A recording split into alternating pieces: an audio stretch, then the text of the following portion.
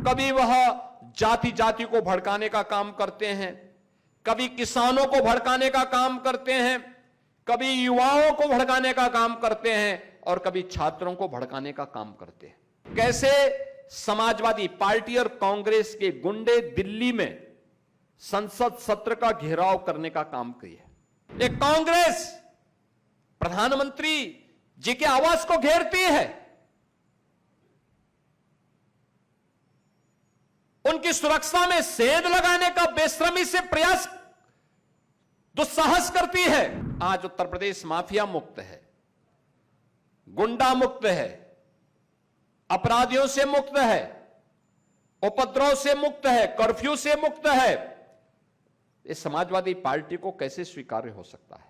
कांग्रेस इसको कैसे स्वीकार कर सकती है? क्योंकि उन्होंने तो प्रदेश में कर्फ्यू दिया था, उन्होंने प्रदेश में दंगे दिए थे, उन्होंने प्रदेश में उपद्रव दिए थे, उन्होंने प्रदेश में लूट खसोट दिया था, उन्होंने प्रदेश में अराजकता दी थी और उसी अराजकता का शिकार बनाने के लिए इनके द्वारा लगातार शरारतें की जा रही हैं, लगातार शरारतें की जा रही हैं।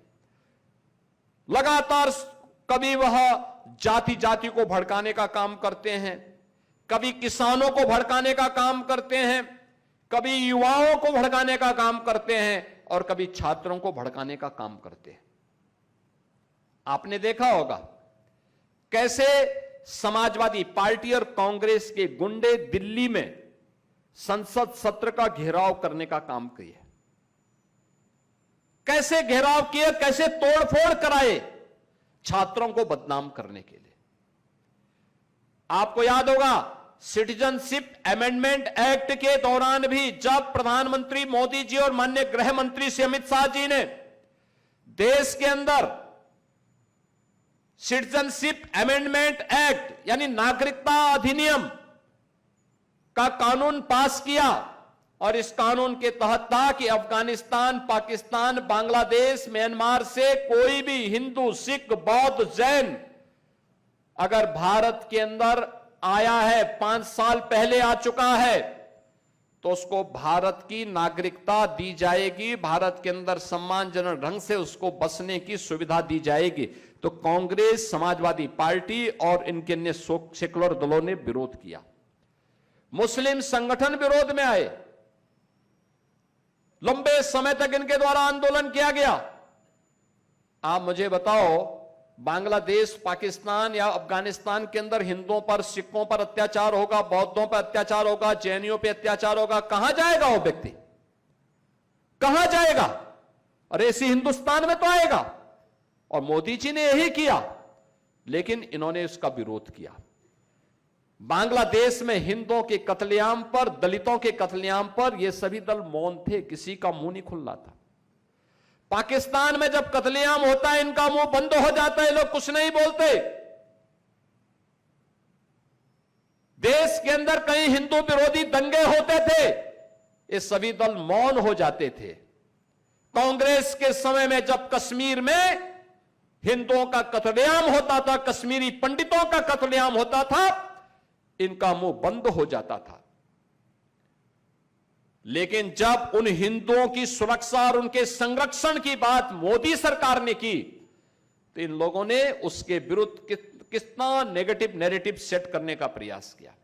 उसके खिलाफ धरना, प्रदर्शन, आंदोलन, तोड़फोड़, आगजनी, ये सब करने का प्रयास किया था। और ये वहां तो दिल्ली में तो क्या ही, इन्होंने यूपी में भी, देश के अलग अलग राज्यों में भी तोड़फोड़ करने का प्रयास किया था।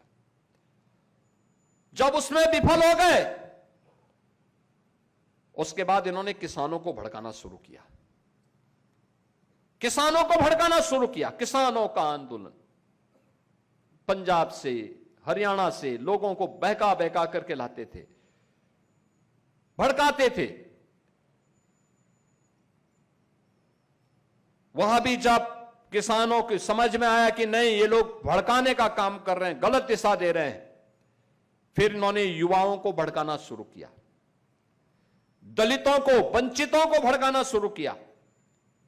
और जब उसमें भी फेल हो गए, अब छात्रों को इन्होंने अपना निशाना बनाना शुरू किया। अन्य दल तो देश की कीमत पर राजनीति कर रहे हैं, याद करिए, जो लोग संसद का छात्रों के नाम पर गुमराह करके, घेराव करके अव्यवस्था और अराजकता पैदा करना चाहते हैं, ये बाबा साहब भीमराव अंबेडकर का अपमान कर रहे हैं। ये लोग भारत के लोकतंत्र को चुनौती दे रहे हैं। एक कांग्रेस प्रधानमंत्री जी के आवास को घेरती है, उनकी सुरक्षा में सेंध लगाने का बेशर्मी से प्रयास, दुस्साहस करती है। कैसे कांग्रेस और समाजवादी पार्टी देश के खिलाफ षड्यंत्र कर रही है? आपने कल और परसों के इनके पूरे के पूरे षड्यंत्रों को देखा है। लगातार अव्यवस्था पैदा करना, अराजकता पैदा करना। जब सत्ता में थे तब हिंदू समाज को और देश को तबाह करते थे, दंगों के माध्यम से, कर्फ्यू के माध्यम से, भ्रष्टाचार के माध्यम से। और आज विपक्ष में हैं तो विदेशी पैसे के बल पर देश में अराजकता पैदा करना चाहते हैं, समाज को बांटना चाहते हैं। उसी प्रकार की अराजकता, क्योंकि अब इन्हें मालूम है नए भारत में दंगा नहीं हो सकता, कर्फ्यू नहीं लग सकता, तो अब नेगेटिव नैरेटिव के माध्यम से अव्यवस्था और अराजकता पैदा करना चाहते हैं।